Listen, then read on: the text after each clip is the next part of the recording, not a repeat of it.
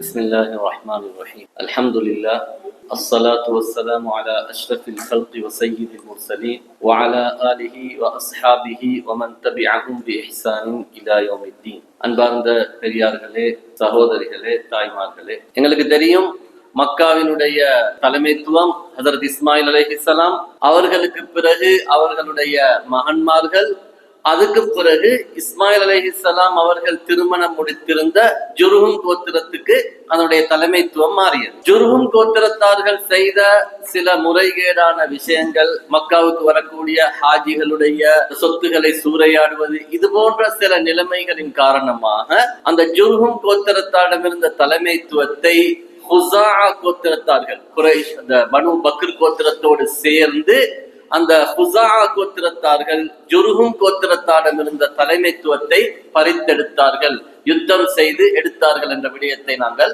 இதுவரை பாடமும் பார்த்தோம். அத்தோடு நாங்கள் ஒரு முக்கியமான விடயத்தை சென்ற பாடத்தில் பார்த்தோம். அந்த ஹுஸாஅ கோத்திரத்தாருடைய அந்த காலத்தில் தான் சிலை வணக்கம் உருவானது. அம்ரு பின் லுஹை என்று சொல்லக்கூடிய அந்த ஹுஸாஅ கோத்திரத்தை சேர்ந்தவன் தான் சிலை வணக்கத்தை மக்காவிலே எவ்வாறு உருவாக்கினான், மக்காவில் எங்கிருந்து சிலை கொண்டு வரப்பட்டது, எத்தனை வகையான சிலைகள் மக்காவில் பிரதானமாக வணங்கப்பட்டன, காபத்துல்லா போன்று சிறிய சிறிய ஆலயங்கள் எவ்வாறு தாயிஃப், மினா போன்ற இடங்களில் உருவாக்கப்பட்டது போன்ற பல்வேறு விடயங்களை நாங்கள் கடந்த பாடத்தில் பார்த்தோம். கண்ணியமானவர்களே, இன்றைய பாடத்தில் நாங்க பார்க்க போற ஒரு முக்கியமான விஷயம் என்னன்னா, மீண்டும் குறைஷியர்களுக்கு காபத்துல்லாவுடைய அதிகாரம் வந்தது. அப்ப ஏற்கனவே இஸ்மாயில் அலைஹிஸ்ஸலாம் அவர்களிடமிருந்த அதிகாரம் தான் ஜுர்ஹுமுக்கு போய், ஜுர்ஹுமிலிருந்து ஹுஸாஅக்கு போய் இருக்கின்ற நேரத்திலே ஹுஸாஅக்களிடமிருந்து மீண்டும் இஸ்மாயில் அலைஹிஸ்ஸலாம் அவர்களுடைய குடும்பத்தில் வருகின்ற அதுனானுடைய குடும்பத்தில் வருகின்ற குறைஷியர்களுக்கு எவ்வாறு அதிகாரம் கிடைத்தது என்ற பகுதியைத்தான் நாங்கள் இன்றைய பாடத்தில் பிரதானமாக பார்க்க போகிறோம். கண்ணியமானவர்களே, அப்ப மீண்டும் குறைஷியர்களுக்கு, அதாவது இஸ்மாயில் அலைஹிஸ்ஸலாம் அவர்களுடைய பரம்பரையில் வந்த அந்த குறைஷியர்களுக்கு எவ்வாறு அதிகாரம் வந்தது என்றால், ஸல்லல்லாஹு அலைஹி வஸல்லம் அவர்களுடைய 5வது தலைமுறையில் வரக்கூடிய குஸை என்று சொல்லக்கூடிய நபர். நாங்கள் சென்ற பாடத்திலும் அவரை பற்றி சொன்னோம். இந்த குஸையை பற்றி நாங்கள் தனியாக பின்னால் பார்ப்போம் என்று ஞாபகப்படுத்தினேன். ஸல்லல்லாஹு அலைஹி வஸல்லம் அவர்களுடைய வம்சத்தில் வருகின்ற இந்த குஸை உங்களுக்கு தெரியும். ஸல்லல்லாஹு அலைஹி வஸல்லம் அவர்களுடைய தந்தை அப்துல்லா, அவர்களுடைய தந்தை அப்துல் முத்தலிப், அவர்களுடைய தந்தை ஹாஷிம், அவர்களுடைய தந்தை அப்து மனாஃப், அவர்களுடைய தந்தை குஸை. அன்பார்ந்தவர்களே, அப்ப இந்த குஸையை பத்தி நாங்க முக்கியமாக ஏன் தெரியணும்டா, இந்த குஸை மூலம்தான் மீண்டும் மக்காவுக்கு குறைஷியர்களுடைய அதிகாரம் வாரத்துக்கு காரணமாக இருந்தது. இந்த குஸையுடைய பெயர் என்னன்னா ஸைத். குஸை அல்ல அவருடைய பெயர், அவருடைய பெயர் ஸைத் என்பதுதான் அவருடைய பெயர். இவருடைய தந்தை கிலாப் என்று சொல்லக்கூடியவர் குஸையுடைய சின்ன வயசுலேயே மௌத்தா போறார். மௌத்தா போனோடனே அவர்களுடைய தாய் ஃபாத்திமா பின்து சஅத் என்று சொல்லக்கூடிய அந்த பெண் என்ன செய்யறாண்டா, இன்னொருவரை திருமணம் முடிக்கிறார். அவர் யாருண்டா ஹுஸாஅவல்ல, நான் வலமேல சொல்லிட்டு வர ஹுஸாஅ கோத்திரம் அவங்கல்ல, ஹுஸாஅ கோத்திரம் என்று சொல்லக்கூடிய ஒரு கோத்திரத்திலே வாழ்ந்த ரபீஅத்து பின் ஹராம் என்று சொல்லக்கூடிய ஒரு நபரை திருமணம் முடிக்கிறார். யாரு? இந்த குஸைட உம்மா. பாப்பா மௌத்தானோடனே குஸைட உம்மா திருமணம் முடிக்கிறார். ரபீஅத்து பின் ஹராம் என்று சொல்லக்கூடிய ஒரு மனிதரை திருமணம் முடிச்சு அவர் என்ன செய்யறாருன்னா, தண்ட மனைவியையும் சின்ன வயசிலிருந்து இந்த குஸையையும் கூட்டிக் கொண்டு ஷாமுக்கு போறார். ஷாம் எங்களுக்கு தெரியும், அந்த பலஸ்தீன், சிரியா இந்த பகுதிக்கு கூட்டிக் கொண்டு போறார். இப்ப இந்த குஸை எங்க வளர்றாருண்டா, சின்ன வயசிலிருந்து அவர் வளர்றது எங்க? ஷாம்ல தான் வளர்றார். வளர்ற நேரத்தில் இவர் நினைச்சுறாரு, ஏண்ட வாப்பா இந்த ரபியா தான், இவருக்கு இன்னும் சொல்லிக் கொடுக்கப்படல, சொந்த வாப்பா கிலாபு தான் என்று சொல்லிக் கொடுக்கப்படல. இப்ப இவர் யார வாப்பான்னு நினைச்சுக்கிறாரு? தன்னுடைய வளர்ப்பு தந்தை ரபியாவைத்தான் வாப்பான்னு நினைச்சு ஷாம்ல வாழ்ந்து கொண்டிருக்கிற காலத்துல இவருக்கும் அந்த குவா ஷாம்ல வாழ்ந்த அந்த இவருடைய வளர்ப்பு தந்தையிட கோத்திரத்தை சேர்ந்த ஒரு நபருக்கும் வாய்த்தக்கம் வருது. வாய்த்தக்கம் வந்தோடனே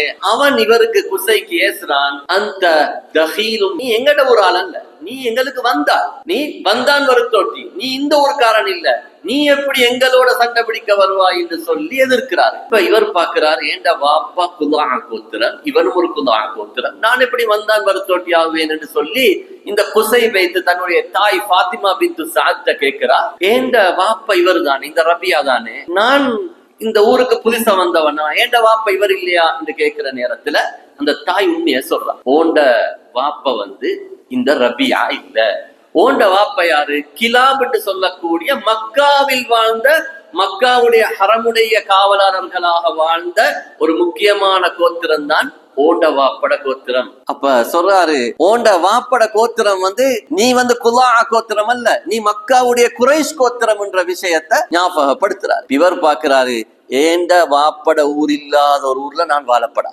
ஏண்டா எனக்கு அந்த கோத்திர பெயர் பிழையாக அமைஞ்சிடும். எனவே இவர் என்ன முடிவெடுக்கிறாருண்டா, நான் ஏண்ட வாப்ப வாழ்ந்த மக்காவுக்கு போக போறேன் என்று முடிவெடுத்து இவர் தனிமையாக தாயை முட்டுட்டு வளர்ப்பு தந்தையை விட்டுட்டு இந்த மக்காவுக்கு வர. குசை என்ற வார்த்தைக்குரிய அர்த்தம் என்னன்னா தூரத்தில் வசித்தவர். கசி, கசி என்ற அரபியில தூரத்துல வாழ்றவர். அப்ப இவர் தூரத்துல வாழ்ந்ததாலதான் இவருக்கு குசை என்ற பெயர் உருவானது. தவிர இவரோட சொந்த பெயர் ஜெயித். இவரோட பெயர் குசை அல்ல. இவரோட பெயர் என்னது? இவருடைய பெயர் ஜெயித் என்றது. இவர் தூரத்துல வசித்ததால இவருக்கு குசை என்ற பெயர் வழங்கப்பட்டுச்சு. இப்ப இவர் மக்காவுக்கு கொஞ்ச காலம் என்ன செய்யறாருண்டா வாழ்றாரு. நல்ல இவர்கிட்ட ஆளுமை உள்ளவராக இருக்கிறார். அந்த நேரத்துல மக்காவுடைய தலைவராக இருந்தார் யாருண்டா ஹுசா கோத்திரம். இப்ப ஹுசா கோத்திரத்துல ஆட்சி நடந்து கொண்டிருக்க மக்கால 300 வருஷமா ஹுசா கோத்திரம் தான் ஜுர்ஹும் இந்த ஆட்சியை பறிச்சதிலிருந்து ஹுசா கோத்திரம் தான் மக்கள் ஆட்சி செஞ்சு கொண்டிருக்கிறாங்க 300 வருஷமா.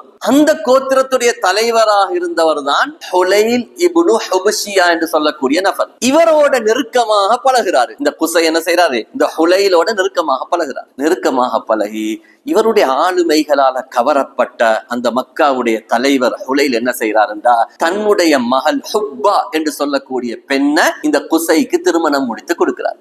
இதுதான் இந்த வரலாற்றுல முக்கியமான டேர்னிங் பாயிண்ட். முக்கியமான ஒரு டேர்னிங் பாயிண்ட் இதுதான். அப்ப ஹுசா கோத்திரத்து தலைவருடைய மகளை கல்யாணம் முடிக்கிறார் யாரு? குறைஷி கோத்திரத்தை சேர்ந்த குசை திருமணம் முடிக்கிறார். கொஞ்ச காலம் போகுது, ஹுலைல் மௌத்தாகிறார். ஹுலைல் மௌத்தாகக்குள்ளே மக்காவுடைய பொறுப்பை இந்த குசைட்ட கொடுக்கிறாரு. நீங்க தான் இனி மக்காவை நிர்வகிக்கணும் சொல்லி. இவர் மௌத்தா பைத்தோன்னே குசைக்கு மீண்டும் தலைமைத்துவம் கிடைச்சது. குசை யாரு? குறைஷியர்கள் வந்தவர். இப்ப குறைஷி கோத்திரத்துக்கு மீண்டும் என்ன செய்யுது? இஸ்மாயில் அலைஹிஸ்ஸலாத்துடைய குடும்பத்துக்கு மீண்டும் தலைமைத்துவம் கிடைச்சது. இதை யாருக்கு பொறுத்து கொண்டீங்களா? பைத்துட்டு ஹுசா கோத்திரத்துக்கு பொறுத்து கொள்ளலாம்.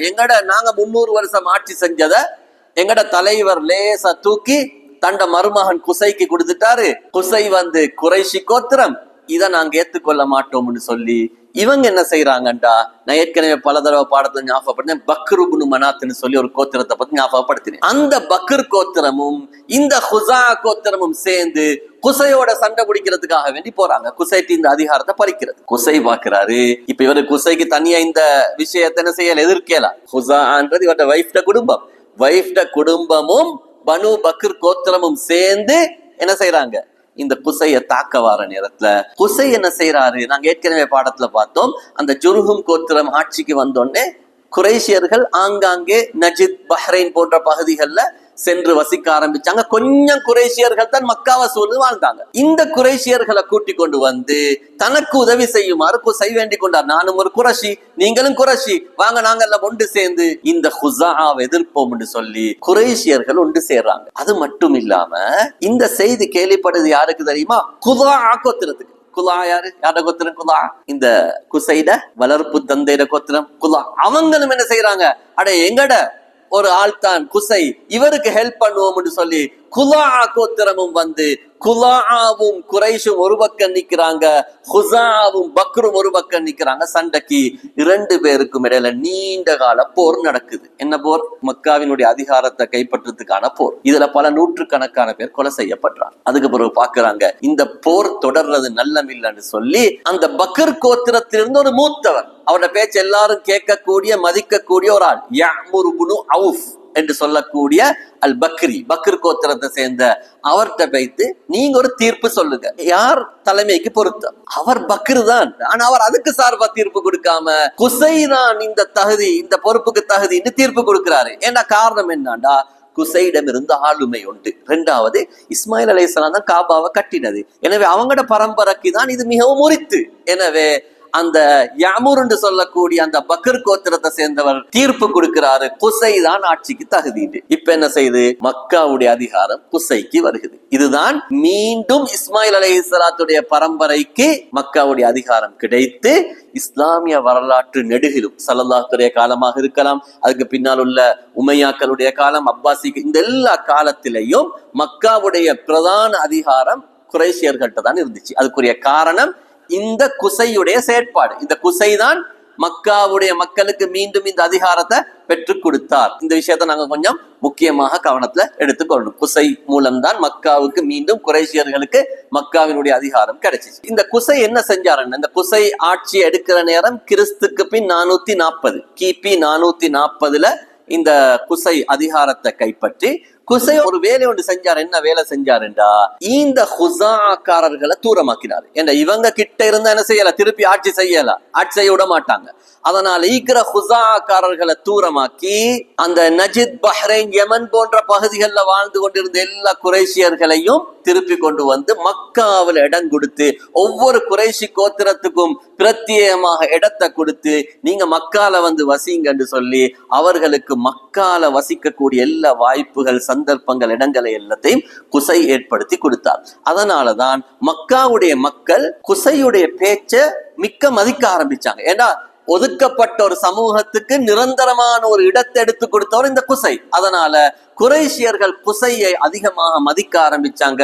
குசையுடைய பேச்சைத்தான் கேட்க ஆரம்பிச்சாங்க. குசை சொல்வதைத்தான் மார்க்கமாக கருத ஆரம்பிச்சாங்க. இப்ப இந்த குசை என்ன செய்யறாருண்டா, மக்காவையும் ஒரு அரசியல் தலைமைத்துவம் உள்ள இடமாக மாற்றணும் என்று விரும்பி சில நல்ல காரியங்களை மக்கால செஞ்சார் குசை. அதுல அவர் செஞ்ச ஒரு முக்கியமான பல்வேறு விஷயங்கள் இருக்குது. அதுல செஞ்ச ஒரு முக்கியமான விஷயம்தான் தாருன் நதுவான்னு சொல்லக்கூடிய ஒரு பெரிய ஒரு மண்டபம் உண்டு அமைச்சார். தாருன் நதுவா. தாருன் நதுவாண்டா எப்படின்னா, இந்த காலத்துல நாங்க சொல்றதாக இருந்தா ஒரு பாராளுமன்ற கட்டடம் மாதிரி. ஒரு நாட்டுக்கு பாராளுமன்றம் எவ்வளவு முக்கியமோ, அப்ப பாராளுமன்றத்தை என்ன செய்வாங்க, அரசியல் விவகாரங்களை பேசுவாங்க, நாட்டினுடைய சட்டங்கள் இயற்றுவாங்க. இது மாதிரியான ஒரு முக்கிய இடம் உண்ட முதலாவது குறைஷியர்களுக்கு கட்டினார். அது அவருடைய வீடும் தான். அதுலதான் அவங்க என்ன செய்வாங்க, அவர்களுடைய சகல விஷயங்களை மஷூரா பண்ணுவாங்க. யுத்தங்கள் வந்தா கொடிய நாட்டுறது, பேச்சுவார்த்தைகள் நடத்தக்கூடிய இடம், திருமண மண்டபங்களாக எடுத்துக்கொண்டாங்க. இப்படி முக்கியமான விஷயங்களுக்கு அந்த தாருன் நதுவாவை தான் பாவிக்க கூடியவங்களா இருந்தாங்க. அவங்க அதுக்கு சில ரூல்ஸ் எல்லாம் போட்டிருந்தாங்க, சில சட்டங்களை போட்டிருந்தாங்க. அதுல ஒரு சட்டம் தான் தாருன் நதுவாவுடைய தலைமைத்துவம் குசைக்கு தான் நீக்கணும், வேற யாருக்கும் அவருடைய தலைமைத்துவம் கிடையாது. 2வது, 40 வயசு அடையாத யாரும் அந்த தாருன் நதுவாவுக்குள்ளுக்கு வரையல. 40 வயசு ஆனாதான் அந்த மஷூர ஆலோசனை கூட்டங்கள்ல கலந்து கொள்ளேன். குசையுடைய குழந்தைகளுக்கு மட்டும் விதிவிலக்கு கொடுக்கப்பட்டிருந்துச்சு, சின்ன பிள்ளைங்களுக்கும் வரலாம். ஏனைய யாருக்கும் 40 வயசு அடையாம தாருன் நதுவாவுக்குள்ளுக்கு வர முடியாது என்ற ஒரு விஷயம் இருந்துச்சு. அடுத்த ஒரு விஷயம் ஏற்படுத்தினார் என்னன்னா ரிஃபாதா. ரிஃபாதாண்டா என்னண்டா, சின்ன சின்ன குறைஷி மத்த கோத்திரங்கள் இருந்தாங்களே, அவங்கள்ட்ட சின்ன ஒரு தொகையை அறவிட்டு அந்த பணங்களை ஒன்று சேர்த்து வரக்கூடிய ஹாஜிகளுக்கு இலவசமான சாப்பாடு விநியோகம் செய்யக்கூடிய ஒரு வேலையை இந்த குசை ஆரம்பிச்சாரு. அதனால இவர் கேட்டோன்னு எல்லாம் கொடுத்துட்டாங்க. ஏண்டா எங்கெங்கயோ வாழ்ந்து கொண்டிருந்த மக்களை கொண்டு வந்து இங்க குடியமர்த்தினவர், அவ்வளவு பெரிய உபகாரம் ஒன்று செஞ்சவர் இல்லையா? அதனால இவருடைய கட்டளைகளை அவங்க மதிக்க ஆரம்பிச்சாங்க. அப்ப குசை கேட்கக்கூடிய அந்த பணத்தை கொடுத்து குசை அதன் மூலமாக வெளிப்பகுதிகளில் இருந்து வரக்கூடிய மக்களுக்கு விருந்தோம்பல் செய்ய ஆரம்பிச்சார்.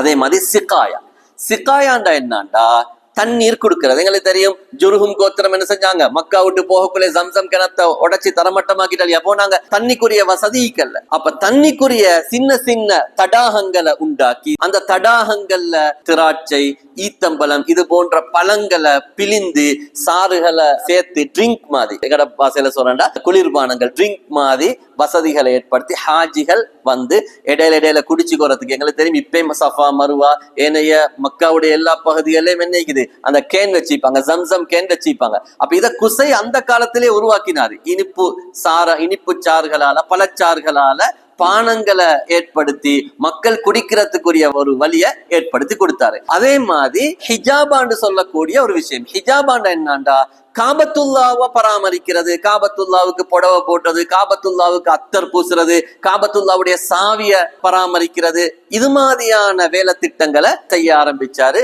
குசை. ஹிஜாபா செய்ய. அதே மாதிரி லிவாண்டா கொடி. குசை என்ன செஞ்சாருன்னா, மக்காவாசிகளுக்கு ஒரு தனி கொடியொண்டை உருவாக்கி அதை அவருடைய அந்த தாருன் நதுவாவுக்கு முன்னால கொடியை நாட்டக்கூடிய விஷயங்கள். அதே மாதிரி அந்த கியாதான்னு சொல்லக்கூடிய தலைமைத்துவம் சொன்னா போர்களுக்கு தலைமை தாங்கிறது, வியாபார கூட்டங்களுக்கு தலைமை, இப்படியான பல்வேறு வேலை திட்டங்களை ஏற்படுத்தி மக்காவாசிகளை கொஞ்சம் முறைப்படுத்தினார். அவங்க எப்படி வாழ்ந்தாங்க, சும்மா வேட்டைக்கும் காட்டிலையும் நாடோடிகளாகவும் வசிச்ச மக்களுக்கு ஒரு மஷூரா செய்யக்கூடிய இடம், ஒரு கொடி, ஒரு தலைமைத்துவம், இப்படியான ஒரு நல்ல சில விஷயங்களை குசை செய்ய ஆரம்பிச்சார். அதனால மக்கா மக்கள் குசைய கடைசி வரைக்கும் கௌரவப்படுத்துறவங்களாக இருந்தாங்க. ஸல்லல்லாஹு அலைஹி வஸல்லத்துடைய நுபுவத் ஆரம்பிக்கிற நேரத்துல கூட மக்காவுடைய காஃபிர்கள் என்ன சொன்னாங்கண்டா, நீங்க இந்த கபர்ல இருந்து குசைய எழுப்பி அவர் உங்களை உண்மைப்படுத்தினா நாங்க உண்மைப்படுத்துவோம்னு சொன்னாங்க. அந்த அளவுக்கு குசையை மதிப்பவர்களாக அந்த மக்கள் இருந்தாங்க. அப்ப இப்படி காலம் போற நேரத்துல இந்த குசைக்கு பிரதானமான 2 மகன்மார் இருந்தாங்க. எங்களுக்கு தெரியும் இந்த குசையுடைய பிரதான 2 மகன். ஒன்று அப்துத்தார், 4 பேர் இருந்தாங்க. அதே மாதிரி அப்துத்தாரும் இந்த அப்து மனாஃபும் கடந்த பாடங்கள்ல பார்த்திக்கிறோம், ஞாபகமிக்கும். இந்த அப்துத்தார் அப்து மனாஃப் இது 2ம் தான் குசையுடைய பிரதானமான மகன். இதுல மூத்தவர் அப்துத்தார். இந்த அப்துத்தார் மகன் தான் மூத்தவர்.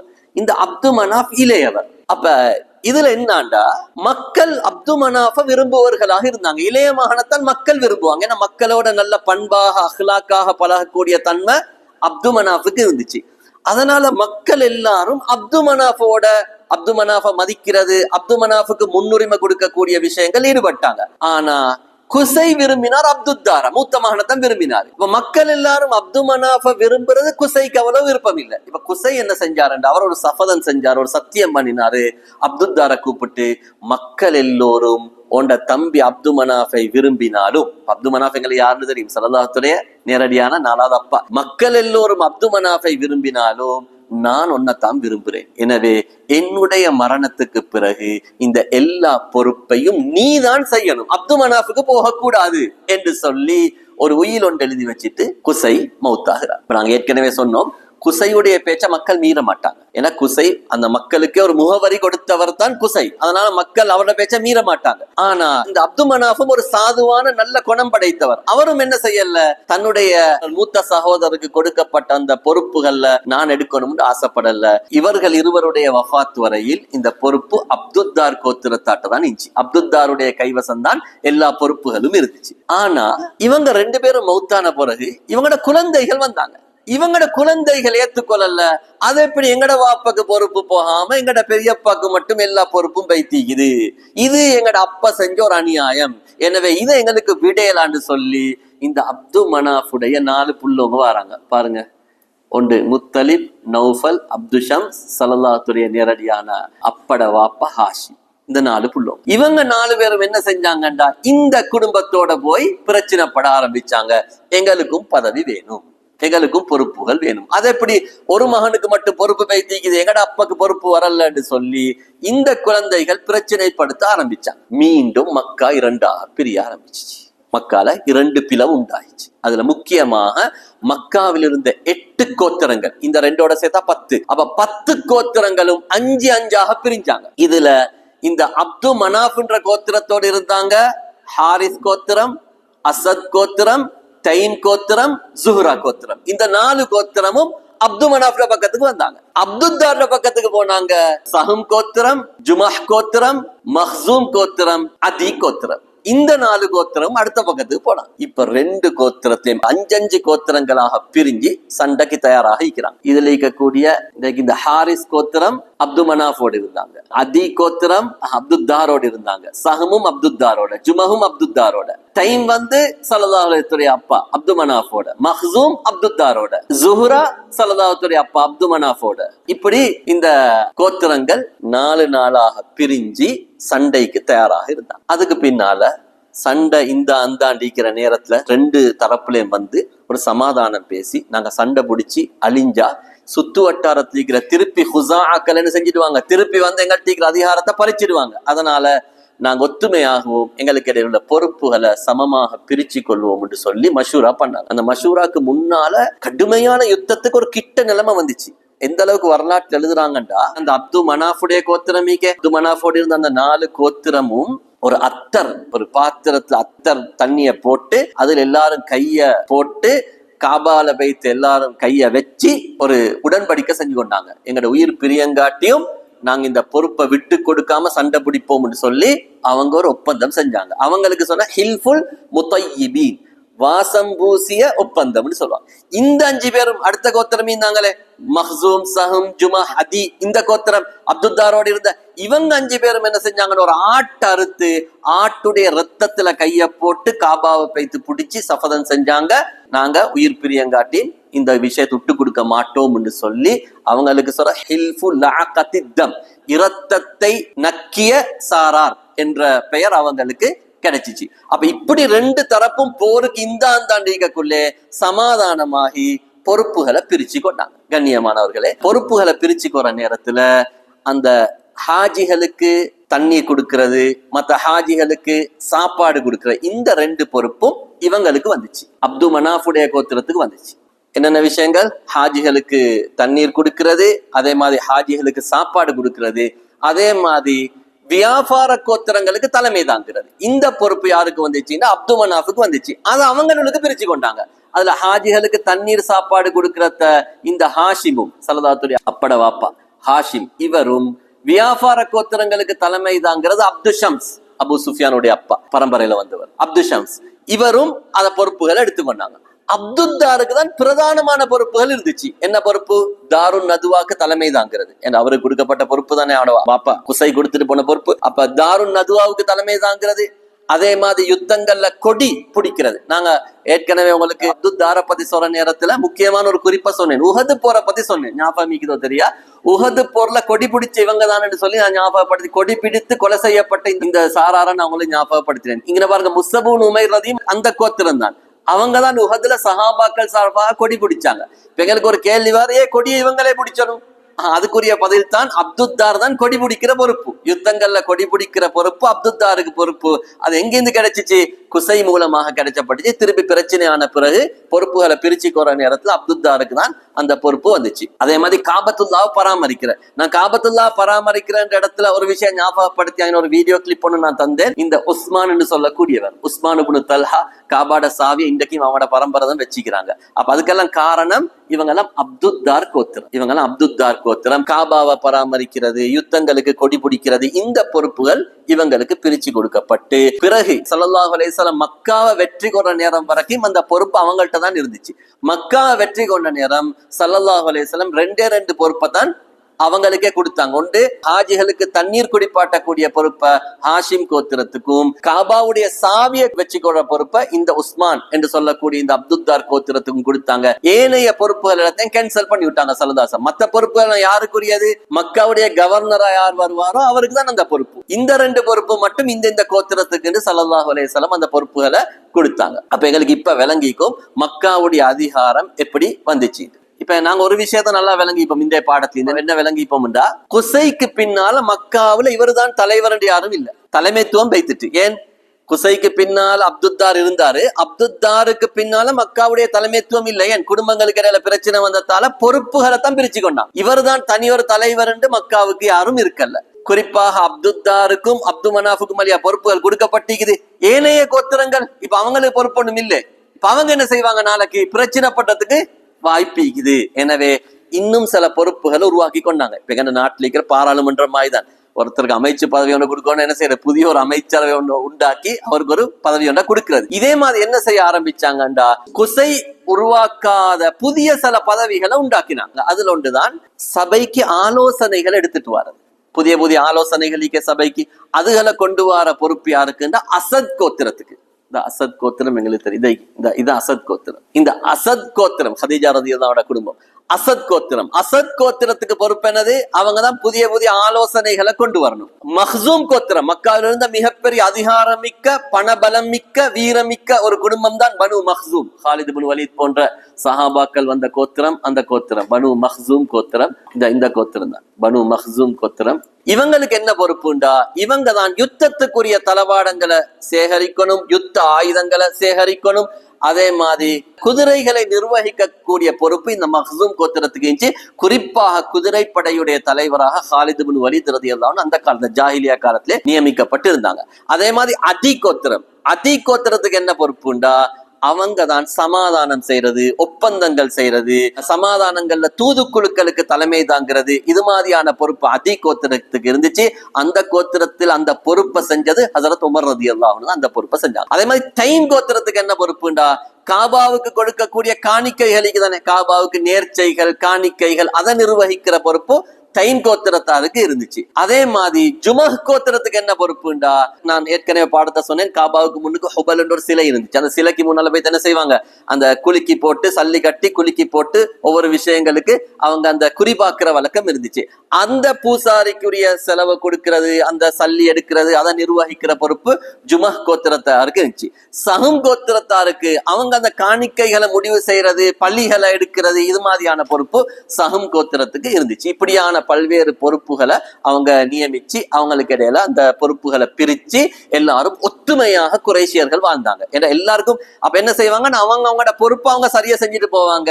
அந்த நேரத்துல யார் வயது முதிர்ந்த ஒருவராக இருக்கிறாரோ அவர் அந்த நேரத்துல தலைவராக ஆக்கி முடிவுகளை செஞ்சு கொண்டு ஒற்றுமையாக குறைஷியர்கள் வாழ்ந்து கொண்டு இருந்தாங்க. இவங்கள்ட்ட இருந்து இன்னொரு விஷயம் என்னன்னா, இப்ப நாங்க ஒரு விஷயத்த பார்த்தோம், ஒட்டுமொத்த மக்காவுக்கும் யார் தலைவர் இல்ல, ஆனா அவங்களோட கோத்திரங்களுக்கு தலைவர்களை நியமிச்சு கொள்வாங்க. மிக முக்கியமாக இந்த குடும்பம் இந்த கோத்திரம் என்று சொல்லக்கூடிய பழக்கம் இருந்துச்சு. அப்ப அந்த கோத்திரத்துக்கு என்ன செய்வாங்க, ஒரு தலைவரை நியமிப்பாங்க. அதுல மிக முக்கியமான ஒரு விஷயத்தை எழுதுறாங்க வரலாற்று ஆசிரியர்கள், அந்த தலைவரை நியமிக்கிற நேரத்துல வாரிசு பார்த்து நியமிக்க மாட்டாங்க. அந்த குடும்பமாக இருந்தா சரி, ஆனா அந்த குடும்பத்துல தலைவருடைய மகன் தான் அடுத்த தலைவராக வரணும் அவங்க நியமிக்கல். அது ஒரு அவங்கள்ட்ட இருந்து ஒரு சிறந்த ஒரு பழக்கமாக எழுதுறாங்க. ஏண்டா வாப்பக்கு பின்னால மகன் வார நேரத்துல அந்த மகன்கிட்ட திறமை ஆளுமை இருக்கலாம், இல்லாமல் இருக்கலாம். ஆனா அந்த கோத்திரத்தில் இருந்த வயது முதிர்ந்த நல்ல அனுபவம் மிக்க நல்ல வீரம் மிக்க வசதி மிக்க அவங்க அந்த பார்த்த விஷயங்கள் வசதி மிக்க, ஏண்டா அவங்களோட வீட்டுலதான் மஷூரா, தலைவர் வீட்டுலதான் மஷூரா நடக்கும். அப்ப தலைவர் என்ன செய்யணும், சாப்பாடு போடணும், வாரவங்களுக்கு ஏதாவது குடிபானங்கள் கொடுக்கணும். அது மட்டுமல்ல, அந்த கோத்திரத்தை சேர்ந்த யாராவது ஒரு கஷ்டவாளி இன்னொரு கோத்திரத்தை சேர்ந்தவனை கொலை செஞ்சா சில நேரம் தெண்டம் கொடுக்க வேண்டி வரும். அது 100 ஒட்டகங்களாக இருக்கலாம், 150, 1000 வரைக்கும் அந்த ஒட்டகங்கள் வரும். அதை கொடுக்கிற அளவுக்கு வசதி உள்ளவராக தலைவர் ஈக்கணும். அப்பதான் அவரை தலைவராக போடுவாங்க. சும்மா வெறுமனே சபைக்கு உட்கார்ந்துட்டு போற தலைவர்களை அவங்க நியமிக்கல. செலவுலையும் பொறுப்பெடுக்கணும், வீரம் இருக்கணும், வயோதிபம் இருக்கணும், அனுபவம் இருக்கணும். இந்த எல்லாத்தையும் பார்த்து தலைவர்களை தெரிவு செய்யக்கூடிய கோத்திர தலைவர்களை அவங்க செய்யக்கூடிய வல்லமைகள் இருந்துச்சு. அதே மாதிரி அவங்களுடைய கலாச்சாரத்தை நாங்க விளங்கி கொள்ளணும். ஒரு அழகான கலாச்சாரம் உள்ளவங்களாக அந்த அரபியர்கள் அந்த காலத்தில் இருந்திருக்கிறாங்க. எப்படின்னா, எங்களுடைய இலக்கிய சபைகள், எங்களோட இலக்கிய மன்றங்களிக்கும் எங்களுக்கு தெரியும் அது எவ்வளவு ஒரு அழகாய்க்கும். ஒரு இலக்கிய மன்றம் உண்டா, கவி பாடப்படும், கதை சொல்லப்படும், இப்படியான மன்றங்களுக்கு அவர்களுடைய மாலை நேரங்கள் இப்படியான அழகிய மன்றங்கள் உள்ள சபைகளாக, இலக்கிய சபைகளாக இருந்திருக்குது. எழுத படிக்க தெரியாதவங்க தான், ஆனா எழுத படிக்க தெரியாதவங்களாக அவங்க இருந்தாலும் அவங்களுடைய சபைகள் அழகானதாக இருந்தீங்க. அவங்களோட சபைகள் எப்படி அமையும் எழுதுறாங்க வரலாற்றுல. முக்கியமாக வயோதிபர்கள் இருப்பாங்க, வீரர்கள் இருப்பாங்க, அதே மாதிரி கவிஞர்கள் இருப்பாங்க, கதை சொல்வாங்க இருப்பாங்க, குறி சாஸ்திரம் சொல்றவங்க இருப்பாங்க, ஆடல் பாடல் நிகழ்ச்சி, இப்படி எல்லாம் சேர்ந்துதான் அவங்களுடைய அந்த சபைகள், அதாவது அந்த ஜாஹிலியா காலத்தில் இசை நடக்கும், கதைகள் நடக்கும். குறிப்பா அவங்களுடைய அன்றாட பேச்சுவார்த்தையே இலக்கிய நயத்தோட தான் பேசுவாங்க. சும்மா கொச்ச பாஷையில பேச மாட்டாங்க. அவங்க இடக்கட பேசக்குள்ள என்ன செய்வாங்க, கவிதைகளை போட்டுதான் பேசுவாங்க. அது அழகான இலக்கிய சபைகளாக, இலக்கிய மன்றங்களாகத்தான் அவர்களுடைய சபைகள் இருக்கும். அதுல பழங்காலத்து கதைகள், அவங்களுடைய குடும்ப விஷயங்கள், குடும்ப கௌரவங்கள், குடும்ப பாரம்பரிய விஷயங்கள், இது எல்லாத்தையும் அவங்களுடைய அந்த சபைகள்ல பேசக்கூடியவர்களாக அவங்க இருந்தாங்க. அடுத்து அவங்கள்ட்ட இருந்து இன்னொரு முக்கியமான விஷயம் தான் அரபியர்கள்ட்ட ஒற்றுமை, குடும்ப ஒற்றுமை. அது மிக முக்கியமாக அவங்கள்ட்ட இருக்கும். எந்த அளவு ஒற்றுமைக்கும்டா, எங்கட குடும்பத்தை சேர்ந்த ஒரு ஆள் பாதிக்கப்பட்டா அவர் சரியா பிள்ளையான்னு பார்க்க மாட்டாங்க, ஏண்ட குடும்பக்காரன் என்றதான் பார்ப்பாங்க. ஆனா ஸல்லல்லாஹு அலைஹி வஸல்லம் இது எல்லாத்தையும் புதைத்தாங்க. இதுக்கு ஸல்லல்லாஹு அலைஹி வஸல்லம் அஸபிய்யத்துல் ஜாஹிலியான்னு சொன்னாங்க. ஜாஹிலியா வெறி என்று ஸல்லல்லாஹு அலைஹி வஸல்லம் பாவிச்சாங்க.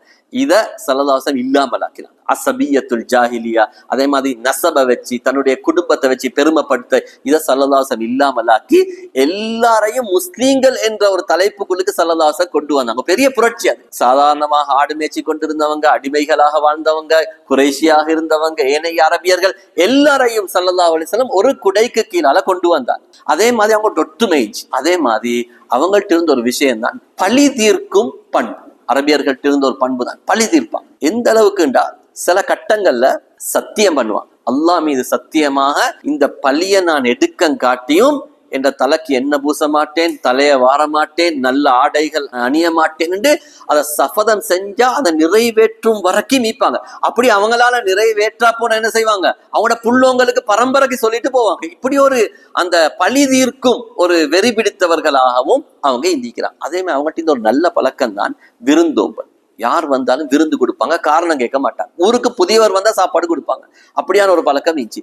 அதே மாதிரி அவங்ககிட்ட இன்னொரு மிக மிக நல்ல பழக்கம் என்னன்னா, ஒருத்தருக்கு பாதுகாப்பு கொடுத்தா யாரும் கை வச்ச மாட்டாங்க. உதாரணமா அவர் ஒரு பெரிய தவறை செஞ்சுட்டு வந்திருப்பாரு, பெரிய ஒரு குத்தத்தை செஞ்சுட்டு வந்திருப்பாரு.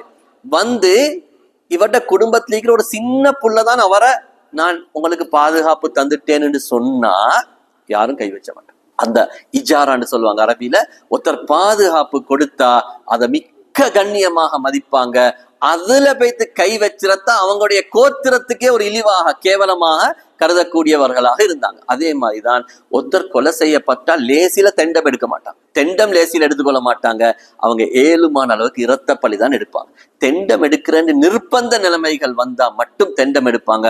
அதுவும் 100 ஒட்டகத்திலிருந்து 1000 ஒட்டகம் வரைக்கும். அது அவங்களோட தரத்தை பொறுத்து. சில தலைவர்களாக இருந்தா 500 ஒட்டகம் 1000 ஒட்டகம் வரைக்கும் அதனுடைய தெண்டங்களை எடுக்கக்கூடியவர்களாக இருந்தாங்க. ஏன்னா நாங்க கொஞ்சம் அரபியர்களுடைய அந்த சூழலை விளங்கி கொள்ளணும். அடுத்து அவங்ககிட்ட இருந்த ஒரு முக்கியமான விஷயம் தான், ஊருக்கு புதிய ஆள் ஒன்று வந்தா அவர் அவரை தண்ட கோத்திரத்துல சேர விருப்பம் உண்டா 2ஆம் தரப்பாக சேர்த்துக் கொள்வாங்க. நல்லா நான் ஒன்றை விளங்கிக்கணும். அரபி சமூகத்துல ஒருத்தருக்கு புதிய ஒரு ஆளுக்கு வாழ கஷ்டம். புதிய ஒரு ஆளுக்கு அவங்க வாழையில. ஏன் வாழையிலாண்டா, இப்ப பொதுவா இன்றைய காலத்தை எடுத்துக்கொண்டா நாடு நொண்டிக்குது, சட்டம் நொண்டிக்குது, போலீஸ் நொண்டிக்குது, கோர்ட்டு நொண்டிக்குது, ஏதாவது ஒன்று போனா அங்கே போய் திரும்ப. அந்த காலத்துல, அந்த ஜாஹிலியா காலத்துல சட்டம் நொண்டி இல்லை. அதிகாரம் தான் சட்டம், செல்வாக்கு தான் சட்டம். யார்கிட்ட பலமோ அவர் எதை நினைச்சாரோ அதை செய்யலாம். அப்ப ஒருத்தர் ஊருக்கு புதுசா வந்தா அவருடைய சொத்துகள் பாதுகாப்பு இல்லாமல் ஆகிடும், அவருடைய உயிர் பாதுகாப்பு இல்லாமல் ஆகிடும். எனவே என்ன செய்வாங்கண்டா, ஒருத்தர் ஊருக்கு புதுசா வந்தா அல்லது சில நேரம் சில கோத்திரத்தொட்டு சிலவங்க கோவிச்சு கொண்டு வெளியில போவாங்க. நான் உண்ட கோத்திரத்தை போல இந்த கோத்திரத்தை ஈக்க மாட்டேன் என்று கோவிச்சு கொண்டு போனா அவர் என்ன செய்வாருண்டா, இன்னொரு கோத்திரத்தோட போய் சேர்ந்து கொள்ளலாம். அதுக்கு ஹலீஃப் என்று சொல்லுவாங்க. ஹலீஃப் என்று சொன்னா நேச ஒப்பந்தம் செஞ்சு அவங்களோட போய் சேர்ந்து கொள்ளக்கூடிய பழக்கம் இருந்துச்சு. அதே மாதிரி முக்கியமாக அரபியர்கள்ட்ட இருந்த ஒரு மிக முக்கியமான இன்னொரு விஷயம் தான் அடிமைகள். அவங்கள்ட்ட வசதியானவங்கள்ட்ட நிறைய அடிமை வச்சுப்பாங்க. அடிமைகள் தன்னை டீக்கிறத ஒரு பெருமையாக கருதுவாங்க, நிறைய அவட்ட அடிமைக்கிறது. இது அரபியர்கள் கொண்டு வந்த பழக்கம் அல்ல.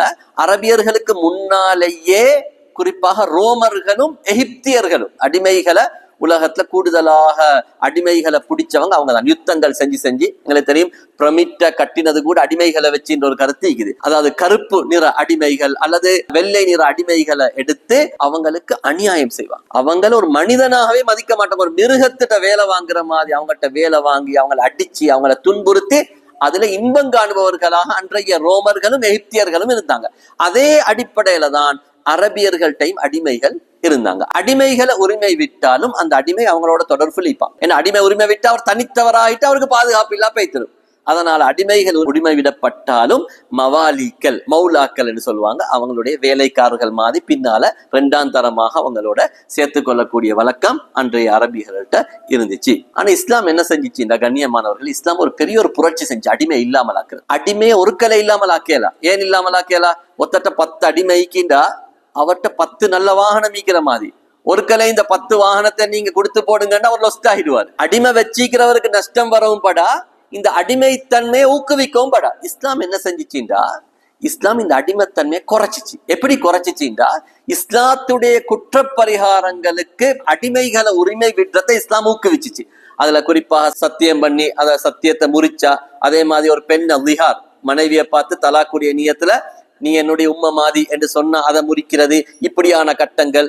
பகல் நேரத்துல ரமதானுடைய காலத்துல மனைவியோட உடலுறவு கொண்டதற்குரிய குற்ற பரிகாரம், இப்படியான குற்ற பரிகாரங்களுக்குரிய பரிகாரமாக இஸ்லாம் என்ன செஞ்சு? அடிமைகளை உரிமை விடுங்க.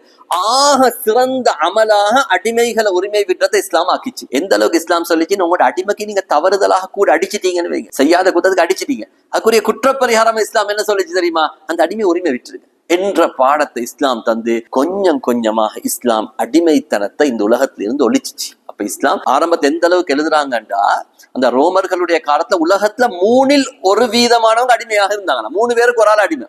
அந்த அளவுக்கு அடிமைகள் இந்த உலகத்துல கூடுதலாக இருந்ததைத்தான் இஸ்லாம் இந்த அடிமைத்தனத்தை இல்லாமல் ஆக்கிச்சு. அப்ப இப்படியான ஒரு கால சூழலில் தான் அன்றைய அந்த அரபியர்கள் வாழ்ந்தாங்க. இப்ப நாங்க பாக்குறது இந்த அப்து மனாஃபுடைய 4 புள்ளோங்க. அதுல ஹாஷிம் தான் ஸல்லல்லாஹு அலைஹி வஸல்லம் அவர்களுடைய நேரடியான அப்பாவின் தந்தை, இந்த ஹாஷிம் என்று சொல்லக்கூடியவர். சரி, இப்ப நாங்க பாத்திக்கிறோம் குசைய பத்தி பார்த்தோம். அப்து மனாஃபை பத்தி நாங்க பெருசா பார்க்க தேவையில்லை. அவருக்கு தலைமைத்துவம் ஒன்றும் கிடைச்சல. அவருடைய நான் அப்துத்தாருக்கு தானே தலைமைத்துவம் இருந்துச்சு. அப்து மனாஃபுக்கு பின்னாலதான் ஹாஷிம்களுக்கு, ஏன்னா அவங்க தான் அந்த சண்டை பிடிச்சி பொறுப்புகள் எடுத்துக்கொண்டாங்க. அப்ப ஹாஷிம்களுக்கு தலைமைத்துவம் கிடைச்சிச்சு. கண்ணியமானவர்களே, அப்ப இந்த ஹாஷிம் உடைய காலம் எப்படிப்பட்ட காலம்? ஹாஷிம் அவருடைய காலத்துல என்ன வேலை செஞ்சாருண்டா, இந்த ஹாஷிமுடைய காலத்துல மிக முக்கியமாக இவர் செஞ்ச ஒரு நல்ல வேலை என்னாண்டா, மக்காவை உலகத்தரம் வாய்ந்த வியாபார மையமாக மாற்றினார். ஒரு முக்கியமான வேலை செஞ்சார். இப்ப குசையுடைய காலத்துல சில முன்னேற்றங்கள் நடந்துச்சு. ஆனா ஹாஷிமுடைய காலத்துல என்ன முன்னேற்றம் நடந்துச்சுண்டா, ஹாஷிமுடைய காலத்துல ஒரு வியாபார மையத்தலமாக மக்கா மாற்றப்பட்டுச்சு. ஏன்னா மக்காவினுடைய புவியியல் நிலைமைய பார்த்தா அது மிக அதுக்கு சார்பாகத்தான் நீக்கு. மக்காவுடைய புவியியல் நிலைமையை நீங்க பார்த்தா விளங்கும். இந்த மக்கா நடுவுல இருக்குது, இங்கல பக்கத்துல யமன் இருக்குது, இங்கல பக்கத்துல ஈரான் ஈராக்குடைய பகுதி இருக்குது, மேல ஷாமுடைய பகுதிக்கு, இங்க மிஸ்ருடைய பகுதி இருக்குது, இங்கல சூதான் எத்தியோப்பியா மிக முக்கியமான அந்த காலத்துல இருந்த சந்தை எத்தியோப்பியா இருக்குது, இந்த பக்கத்துல இந்தியா இருக்குது. அப்ப இந்த எல்லா பகுதிகளுக்கும் ஒரு மையத்தலமாக இந்த மக்கா அமைஞ்சிருந்துச்சு. அதை இந்த ஹாஷிம் என்ன செஞ்சாருண்டா, ஒரு நல்ல ஒரு சந்தர்ப்பமாக பாவிச்சு கொண்டார். இவர் என்ன செஞ்சாருண்டா, அவருடைய சகோதரர்களை வச்சு ஒவ்வொரு நாட்டோட ஒப்பந்தம் செஞ்சு கொண்டார். வியாபார ஒப்பந்தம் பாருங்க, இன்றைக்கு ஒவ்வொரு நாடுகள் வெளிநாடுகள் இருந்து ராஜதந்திரிகள் வாரது, இலங்கையுடைய ராஜதந்திரிகள், இலங்கையுடைய ஜனாதிபதி போய் அவங்களோட ஒப்பந்தம் செய்யற மாதிரி அந்த காலத்துல ஹாஷிம் என்ன செஞ்சாருண்டா, அவர் வெளிநாடுகளோட ஒப்பந்தம் செஞ்சார். குறிப்பாக இந்த ஹாஷிமுக்கு ஷாமோட தொடர்பு இருந்துச்சு, இந்த பகுதியோட தொடர்பு இருந்துச்சு. ஷாம் தலைவர்களோட போய் ஒப்பந்தம் செஞ்சு அவங்களோட வியாபாரத்தை மேம்படுத்தினாரு. அதே மாதிரி ஹாஷிமுடைய அடுத்த சகோதரர் இருந்தார் நௌஃபல். அந்த நௌஃபல் என்ன செஞ்சாருண்டா, அவர் இந்த பகுதியோட ஈரான் ஈராக்குடைய பகுதியோட ஒப்பந்தம் செஞ்சு கொண்டாரு. அதே மாதிரி அப்துஷம்ஸ் இந்த பகுதி எத்தியோப்பியாவுடைய பகுதியோட ஒப்பந்தம் செஞ்சு கொண்டாரு. அதே மாதிரி முத்தலிப் யமன் பகுதியோட ஒப்பந்தம் செஞ்சு கொண்டாரு. எனவே இந்த 4 சுற்று வட்டாரத்துடைய 4 பகுதிகளுடன் ஒப்பந்தம் செஞ்சதுனால இந்த மக்கா எல்லா பகுதியிலிருந்து வரக்கூடிய பொருட்களும் மக்கால தான் சேலாகக்கூடிய ஒரு நிலைமை உருவாகி இருந்துச்சு. ஆனா இந்த நிலைமை தொடர்ந்தாலும் இவங்களுக்கு இடையில இந்த குடும்ப ஒத்துமை தொடரல. அது ஒரு கசப்பான விஷயம்தான். இவங்களுக்கு இடையில இருந்த குடும்ப ஒத்துமை தொடரல. எங்களுக்கு தெரியும், அவங்களோட புள்ளவங்க பாருங்க, ஹாஷிம் ஒரு ஆள், அடுத்தது அப்துஷம்ஸ், அடுத்தது நௌஃபல், அடுத்தது முத்தலிப். நான் கடந்த ஆரம்பத்திலேருந்தே பாடங்களை சொல்லிட்டு வரேன். இந்த 4 பேருக்கு இடையில ஒரு பிரச்சனை இருந்துச்சு. இல்ல 2 பேர் ஒரு பக்கம், 2 பேர் ஒரு பக்கம். நான் ஆரம்பத்திலிருந்தே பாடத்தை சொல்லிட்டு வரேன். அதுல இந்த நௌஃபலும் இந்த அப்துஷம்ஸும் ஒரு பக்கத்துல இருந்தாங்க, இந்த முத்தலிபும் ஹாஷிமும் ஒரு பக்கத்துல இருந்தாங்க. அப்ப நௌஃபல் அப்துஷம்ஸ் ஒரு பக்கம், முத்தலிபும் ஹாஷிமும் இன்னொரு பக்கத்துல இருந்தாங்க. அதனால இவங்களுக்கு இடையில பல்வேறு பிரச்சனைகள் உருவாக ஆரம்பிச்சிச்சு. இமாம் ஜாஹில் ரஹிமஹுல்லாஹ் அவங்க அர்-ரஸாயிலு சியாசியா என்ற கிதாப்ல ஒரு விஷயத்தை எழுதுறாங்க. அந்த உருவான பிரச்சனை காரணமாக இஸ்லாமிய வரலாற்று நெடுகிலும் பல்வேறு பிரச்சனைகள் உருவாகிச்சு. அதுக்கு இந்த பிரச்சனை காரணம் என்ற ஒரு கருத்து எழுதிக்கிறாங்க. சில அறிஞர்கள் அதை மறுத்தாலும் அதுல ஒரு உண்மைத்தன்மை இல்லாம இல்லை. எங்களுக்கு தெரியும், இந்த அப்துஷம்ஸ் கோத்திரத்திலிருந்து வந்தவங்க தான் இந்த முஆவியா. இந்த அப்துஷம்ஸுடைய புள்ளவங்கள வந்த உமையாக்கள்ல இருந்து வந்ததான் முஆவியா. இங்கல பார்த்தவங்களுக்கு விளங்கும், ஹாஷிம்ட புள்ளவங்கள வந்ததுதான் அப்பாசியர்கள். அப்ப உமையா அப்பாசியர்களுக்கு இடையில ஏற்பட்ட பல்வேறு பிரச்சனை. இங்க பாருங்க, ஹசரத் அலி ரலியல்லாஹு அன்ஹு இங்கல வராங்க, இங்கல முஆவியா ரலியல்லாஹு அன்ஹு வராங்க. இது பிரச்சனை. அது உஸ்மான் ரலியல்லாஹு அன்ஹு கொலை செய்யப்பட்ட பிறகு உஸ்மான் ரலியல்லாஹு அன்ஹுடைய கொலைக்கு ரத்த பலி கேட்டது முஆவியா ரலியல்லாஹு ஒரே குடும்பம். இப்படியான பல்வேறு பின்னால் உள்ள அப்பாசி உமையாக்களுடைய பல்வேறு பிரச்சனைகளுக்கு இந்த 4 சகோதரர்களுக்கு ஏற்பட்ட பிரச்சனை காரணமாக இருந்தது என்ற கருத்தையும் சில இமாம்கள் எழுதிக்கிறாங்க. ஏன் காரணம் என்றால், நான் உங்களுக்கு ஆரம்பத்தில் சில பாடத்துல வச்சு சொன்னேன், ஸல்லல்லாஹு அலைஹி வஸல்லம் குடும்பத்தை அபூ தாலிப் கணவாயில சிறை வைக்கிற நேரத்துல ஹாஷிமோட முத்தலிப் சேர்ந்து கொண்டாங்க. சிறை வைக்கிற நேரத்துல இந்த ஹாஷிமோட முத்தலிபும் சேர்ந்துதான் சிறைக்கு போனாங்க, அந்த கணவாயில சிறை வைக்கப்பட்டாங்க. ஆனா இந்த 2 கோத்திரமும் அந்த சிறைக்கு அவங்க போகல, அப்துஷம்ஸ் நௌஃபல். அதனால பின்னால காலத்துல இஸ்லாத்துல வெற்றிகள் வார நேரத்துல கனிமத்துடைய சட்டம் வந்துச்சு. கனிமத்து எங்களுக்கு தெரியும், யுத்தத்துல கிடைச்சக்கூடிய வெற்றி பொருட்களுடைய சட்டம். அந்த சட்டத்தில் அல்லாஹ் சொல்றான், வஅலமு அன்னமா கனிம்தும் மின் ஷைஇன் ஃபஅன்ன லில்லாஹி ஹுமுஸஹு வலிர்ரசூலி வலிதில் குர்பா. அல்லாஹ் சொல்றான், 5ல் ஒரு பகுதி கனிமத் பொருள் கிடைச்சா அதுல 5ல் ஒரு பகுதி அல்லாஹ், ரசூல், மேலும் ரசூலுடைய ஸல்லல்லாஹு அலைஹி வஸல்லம் அவர்களுடைய உறவினர்களுக்குரியதுன்னு அல்லாஹு தஆலா சொல்றான். அந்த உறவினர்களுக்குரிய பங்க ஸல்லல்லாஹு அலைஹி வஸல்லம் கொடுக்கிற நேரத்துல இந்த ஹாஷிமுக்கும் முத்தலிபுக்கும் மட்டும் தான் கொடுத்தாங்க. யாரும் கொடுக்கல, நௌஃபல் அப்துஷம்ஸ் குடும்பத்துக்கு கொடுக்கல. அதனாலதான் ஸல்லல்லாஹு அலைஹி வஸல்லம் அப்படி கொடுக்கிற நேரத்துல ஹஸரத் உஸ்மான் ரதியும் ஜுபைர் இப்னு முத்இம் ரதி 2 பேரும் போய்த்து கேட்டாங்க, அல்லாஹ்வின் தூதரே, நாங்களும் உங்களோட குடும்பம் தான், எங்களுக்கும் தாங்களே என்று கேட்டாங்க. ஏன்னா ஜுபைர் இப்னு முத்இம் எங்களுக்கு தெரியும், நாங்க வரலாற்றுல, நான் இதுக்கு முன்னாலே பல தடவை ஞாபகப்படுத்திக்கிறேன், எங்களுக்கு வரலாற்றுல மறக்க முடியாத ஒரு ஆள் ஜுபைர் இப்னு முத்இம். ஏன், இவர் தான் ஹம்சா ரலியல்லாஹு அன்ஹு கொலை செய்யறதுக்காக வேண்டி அவங்களுடைய அடிமை வஹ்ஷிக்கு அந்த பொறுப்பை கொடுத்தவர் இவர் தான். இவர் பாருங்க நௌஃபல் குடும்பத்துல வரவர். இந்த ஜுபைரும் ஹஸரத் உஸ்மான் ரலியல்லாஹு அன்ஹு இவங்க அப்துல் ஷம்ஸ் குடும்பம். இந்த 2 பேரும் போய் ஸல்லல்லாஹு அலைஹி வஸல்லம் கேட்டாங்க, எங்களுக்கு என்னதாங்க கனிமத்தை தாங்க, என்ன அவங்களுக்கு கொடுக்குறீங்களே எங்களுக்கும் தாங்க. சொன்னாங்க, நாங்களும் முத்தலிபும் ஷைஉன் வாஹித்னு கையை கோர்த்து காட்டினாங்க. நாங்க இப்படி, அது ஜாஹிலியாலையும் இப்படித்தான், இஸ்லாத்திலையும் இப்படித்தான், நீங்க எங்களுக்கு வரையலா என்ற கருத்தை ஸல்லல்லாஹு அலைஹி வஸல்லம் சொன்னாங்க. ஏண்டா அந்த ஜாஹிலியா காலத்திலிருந்து இஸ்லாம் வரையிலும் அந்த பிரச்சனை அவங்களுக்கு இடையில இருந்துச்சு. அவங்க ஒத்துழைப்பு தரல. ஸலவாத்துடைய ஆரம்ப நுபுவத்துடைய நேரத்துல இந்த அப்துல் ஷம்ஸ் நௌஃபலுடைய குடும்பம் ஒத்துழைப்பு தரலன்றதை ஸல்லல்லாஹு அலைஹி வஸல்லம் சொல்லி காட்டினாங்க. அடுத்தது கண்ணியமானவர்களே, இந்த ஹாஷிமுடைய பெயர் வந்து அம்ர். இவருடைய பேர் ஹாஷிம் அல்ல, இவருடைய பேர் அம்ர். இவருக்கு ஏன் ஹாஷிம்ன்ற பெயர் வந்துச்சுண்டா, மக்கள் ஒரு பஞ்சம் வந்துச்சு, கடுமையான பஞ்சம். ஆனா இவர் கொஞ்சம் நல்ல வசதியா இருந்தார். இவர் ஷாமுக்கு போய் வியாபாரம் செய்யறாரு. அப்ப இவருக்கு கேள்விப்படுது மக்காவாசிகள் பஞ்சத்தில் இருக்கிறாங்க. இவர் என்ன செய்யறாருண்டா, ஷாமில் இருந்தே மக்காவாசிகளுக்கு தேவையான ரொட்டி சாமான்கள் எல்லாம் மாவெல்லாம் எடுத்துக்கொண்டு வந்து மக்காவாசிகளுக்கு ரொட்டியை பிச்சு போட்டு சரீத் என்று சொல்லக்கூடிய தக்கடி, இந்த எங்கட பாஷையில சொன்ன தக்கடி மாதிரியான ஒரு உணவை, இறைச்சானத்தோட ரொட்டியை பிச்சு போட்டு ஒரு விதமான சாப்பாடை தயாரிச்சு முழு மக்காவாசிகளுக்கும் சாப்பாடு கொடுத்தாரு. அப்ப ஹஷமன்ற அர்த்தம் பிச்சு போட்டது. அப்ப ஹாஷிம்ண்டா பிச்சு போட்டவர். அந்த அர்த்தத்திலிருந்துதான் இந்த ஹாஷிமுக்கு ஹாஷிம் என்ற பெயர் வழங்கப்பட ஆரம்பிச்சிச்சு. கண்ணியமானவர்களே, அப்ப இவர் செஞ்ச ஒரு பெரிய சேவைதான் மக்காவை உலகத்தரம் வாய்ந்த ஒரு வியாபார நிலையமாக மாத்தினாரு. மக்காவுக்கு என்னென்ன பகுதிகளிலிருந்து என்னென்ன பொருட்கள் வந்துச்சு பாருங்க. இந்தியாவிலிருந்து மாணிக்க கற்கள், தந்தங்கள், வாசனை திரவியங்கள், அதே மாதிரி சந்தனம், குங்குமம், இது மாதிரியான பொருட்கள் இந்தியாவிலிருந்து வர ஆரம்பிச்சு. இந்தியாவுக்கு இந்த பக்கத்துல. அப்ப இந்தியாவிலிருந்து வரக்கூடிய பொருட்கள் மக்காவிலிருந்து ஒரு பிரதானமான சந்தை தான் சூக்கு உக்கால் சந்தை. இந்த உலகத்துல எவ்வளவு பெரிய மார்க்கெட்டுகள் உருவாக்கப்பட்டிருக்குது. அன்றைக்கு முழு உலகத்துக்கும் இருந்த மிக பிரதானமான மார்க்கெட் யார்ட்டிச்சு, மக்காட்டு தான் இருந்துச்சு. இந்த உலகத்துல ஆகப்பெரிய பணக்காரன் யாருண்டா, இந்த புரோக்கர் வேலை செய்யறவங்க. ஒன்றை எடுத்து இன்னொன்றுக்கு கை மாத்துறவங்க இந்த உலகத்துல ஆகப்பெரிய பணக்காரன், கொஞ்ச நேரத்துல கோடிக்கணக்கான். அந்த அரபியர்கள் இருந்த ஆகப்பெரிய அறிவு அதுதான். ஒட்டுமொத்த உலக மக்கள் தீர்க்கக்கூடிய பொருட்களை எடுத்து அடுத்த பக்கத்துக்கு கை மாத்துவாங்க. ஏனென்றா உலக நாடுகளுக்கு இடையில பகமை இருந்துச்சு. எங்களுக்கு தெரியும், இது ரோம், இது பாரசீகம், இது யமன், இது ஹபஷா. இந்த 4 நாடுகளுக்கு இடையில பிரச்சனை இருந்துச்சு. எங்களுக்கு தெரியும், ரோம் வந்து யார நம்பினவங்க, ஈசா அலைஹிஸ்ஸலாத்தை நம்பினவங்க. பாரசீகம் நெருப்ப வணங்கினவங்க. இந்த யமன் பாரசீகத்துக்கு கீழே இருந்துச்சு.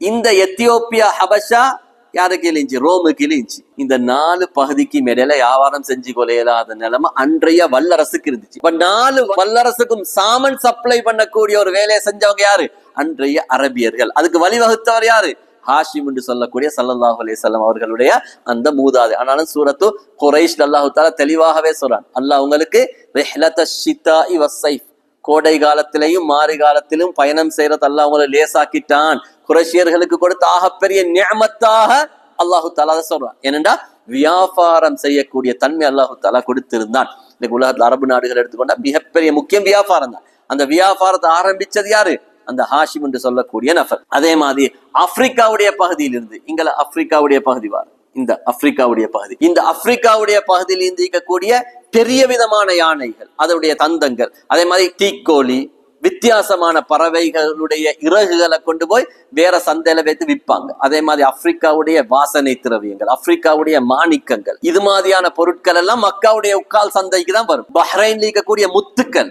அதுவும் இந்த உக்காதுடைய சந்தைக்கு தான் வரும். அதே மாதிரி யமன்ல இருக்கக்கூடிய பெருமதியான பொருட்கள், வாசனை பொருட்கள், அதே மாதிரி ஷாம்ல இருக்கக்கூடிய மாவு, ஜெய்தூன், எண்ணெய், இது மாதிரியான பொருட்கள், அதே மாதிரி மிஸ்ர்ல இருக்கக்கூடிய நல்ல துணிகள், பட்டு துணி, அதே மாதிரி தாயிஃப்ல எங்களுக்கு தெரியும் மக்கால திராட்சை பெருசா விளையாது, ஆனா தாயிஃப் அதிகமான திராட்சை உள்ள பகுதி. அப்ப அந்த தாயிஃபுடைய திராட்சையும் எங்க வாரது, மக்காக்கு தான் வருது. தாயிஃப் மக்காக்கு கிட்ட உள்ள பகுதி. அதே மாதிரி மதீனால இருந்து ஈத்தம்பலம், அதுவும் மக்காக்கு தான் வாரது. அதே மாதிரி மதீனா யூதர்கள் ஆயுதம் செய்வாங்க. யூதர்கள் இன்றைக்கு ஆயுதம் இஷ்யூ பண்ற அவங்க அந்த காலத்துல இருந்து பரம்பரை தொழில் தான் அது. அவங்க அவ்வளவு மக்களும் பாருங்க, பொருளாதாரத்துக்கு தேவையான பொருட்களை செய்யக்குள்ளே மதீனாவுடைய யூதர்கள் ஆயுதம் செஞ்சு விற்பாங்க. அந்த ஆயுதமும் இந்த ருக்கால் சந்தைக்கு தான் வரும். இதை எடுத்து வியாபார கூட்டங்களை ஏற்படுத்தி இதை அனுப்பி இந்த வியாபாரங்களை செய்கின்ற அந்த பொறுப்பை யார் வச்சிருந்தாங்க? மக்காவாசிகள் வச்சிருந்தாங்க.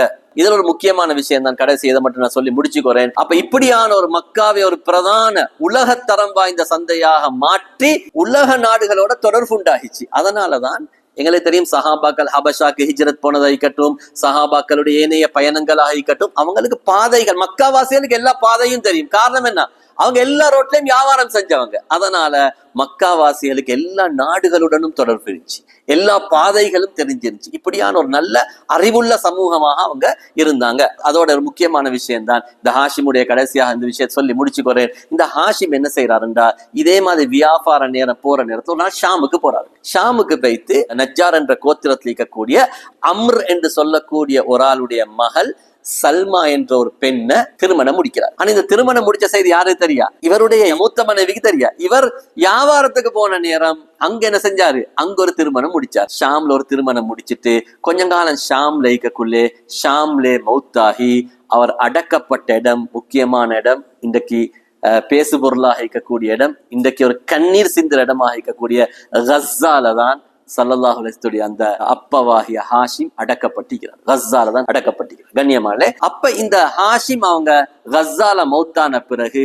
இங்கல மக்கால இந்த பொறுப்பலம் யாருக்கு போகுதுன்றா ஹாஷிமுடைய சகோதரர் முத்தலிபுக்கு தான் போகுது. ஹாஷிமுடைய சகோதரர் முத்தலிபுக்கு போகுது. அங்க அந்த ஹாஷிமுக்கு சல்மாவுக்கும் ஒரு புள்ள பிறக்கிறான். அவரோட பேர் ஷைபா.